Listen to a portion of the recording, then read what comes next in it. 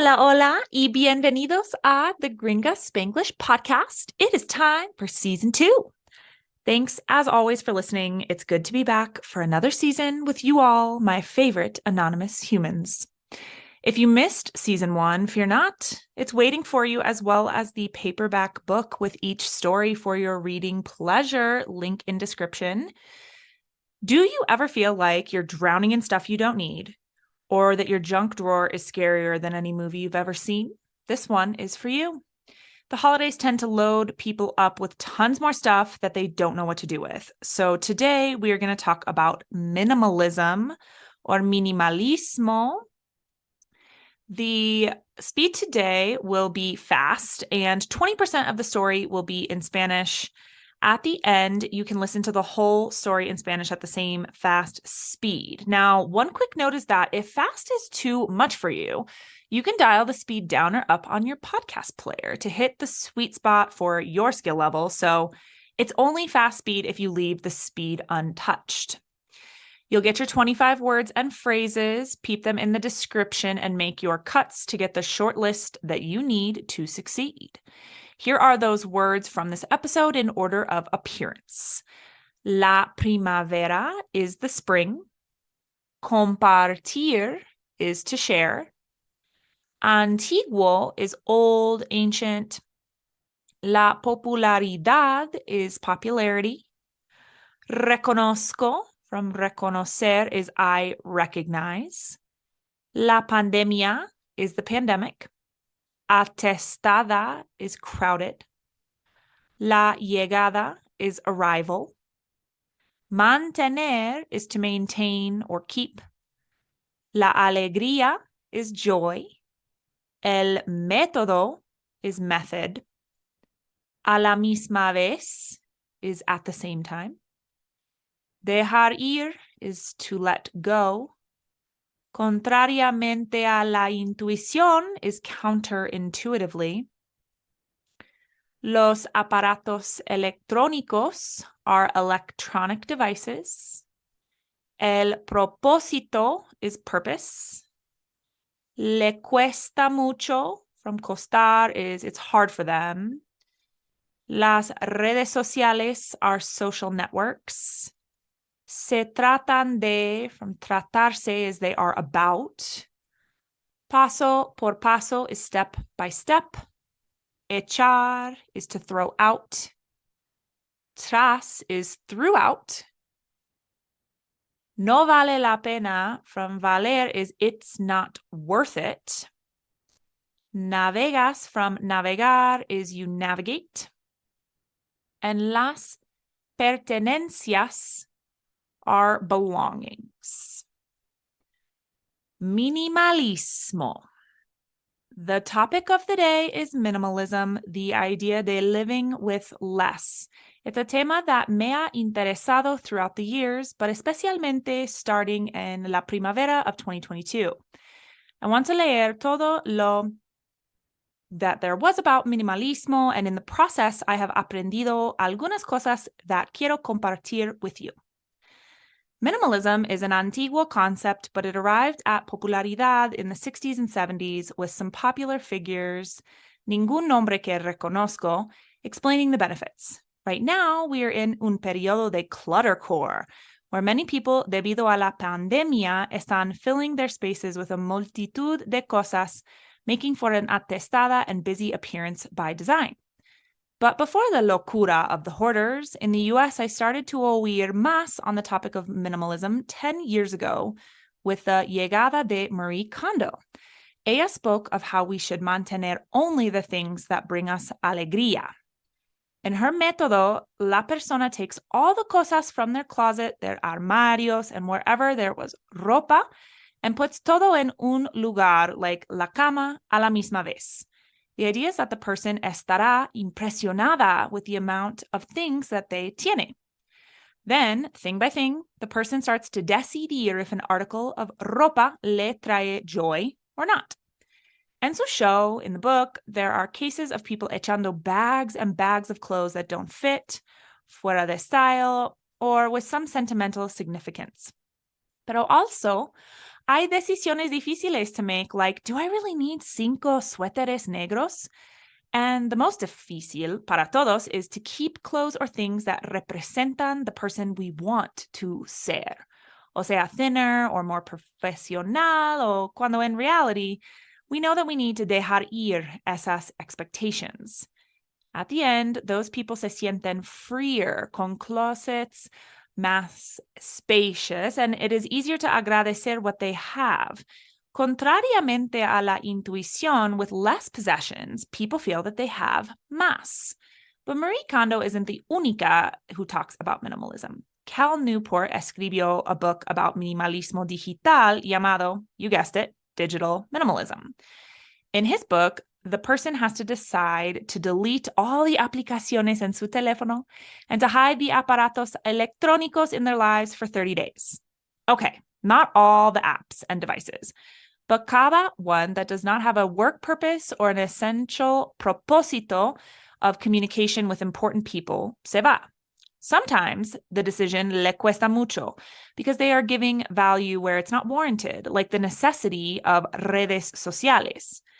After the 30 días, the person decides if it's really necessary to have the apps, the devices, and generally the time in front of the screen that they have just had 30 days antes. There are others who have also written about the topic from other ángulos, like Joshua Becker with books like The More of Less and The Minimalist Home. His books se tratan de all of the belongings in the house, including the family and their planes de acción. In reality, I didn't follow any of these plans paso por paso, but I was able to echar about 40% of my possessions, incluso books, clothes, stuff from the kitchen, del garaje, and more. I did it very slowly, tras 6 months, and few hours here, few hours there. I decided to sell almost everything, and in retrospección, I wouldn't do it that way again. I would sell expensive things from brands buenas and of high initial cost. Pero al fin del día, it's not fun to be peddling jeans for $5. No vale la pena. I'm curious, how navegas tú your relationship with your pertenencias? Do you have too many, not enough, or Goldilocks style, la cantidad perfecta? Now, if the idea of downsizing or living in cluttercore stressed you out, enhorabuena, you've completed the episode. Feel free to go about your merry day. However, if you would like to hear the entire story in Spanish, still at fast speed, stick around for a few more minutes with me. Minimalismo. El tema de hoy es minimalismo, la idea de vivir con menos. Es un tema que me ha interesado durante los años, pero especialmente empezando en la primavera de 2022. Yo quería leer todo lo que había sobre minimalismo y en el proceso he aprendido algunas cosas que quiero compartir contigo. Minimalismo es un concepto antiguo, pero llegó a popularidad en los 70s y 60s con unas figuras populares, ningún nombre que reconozco, explicando los beneficios. Ahorita estamos en un periodo de cluttercore, donde muchas personas, debido a la pandemia, están llenando sus espacios con una multitud de cosas, haciendo una apariencia atestada y ocupada por diseño. Pero antes de la locura de los acumuladores, en los Estados Unidos empecé a oír más del tema del minimalismo hace 10 años con la llegada de Marie Kondo. Ella hablaba de cómo deberíamos mantener solo las cosas que nos traen alegría. En su método, la persona toma todas las cosas en su closet, sus armarios y donde sea que hubiera ropa y pone todo en un lugar, como la cama, a la misma vez. La idea es que la persona estará impresionada con la cantidad de cosas que tiene. Entonces, cosa por cosa, la persona empieza a decidir si un artículo de ropa le trae alegría o no. En su show, en el libro, hay casos de personas echando bolsas y bolsas de ropa que no cabe, es fuera de moda o con algún significado sentimental. Pero también hay decisiones difíciles que tomar como, ¿de verdad necesito 5 suéteres negros? Y lo más difícil para todos es mantener ropa o cosas que representan la cosa que queremos ser, la persona que queremos ser o sea más delgado, más profesional, cuando en realidad sabemos que necesitamos dejar ir esas expectativas. Al fin, esas personas se sienten más libres, con closets más espaciosos y es más fácil agradecer lo que tiene la persona. Contrariamente a la intuición, con menos posesiones, la gente se siente que tiene más. Pero Marie Kondo no es la única que habla de minimalismo. Cal Newport escribió un libro sobre el minimalismo digital llamado, lo adivinaste, Digital Minimalism. En su libro, la persona tiene que decidir borrar todas las aplicaciones de tu teléfono y esconder los aparatos electrónicos de su vida por 30 días. Ok, no todos los aparatos y aplicaciones, pero cada uno que no tiene un propósito de trabajo o un propósito esencial de comunicación con personas importantes, se va. A veces la persona decide que le cuesta mucho hacer eso porque está dando valor a cosas que no están debidos, como la necesidad de tener redes sociales.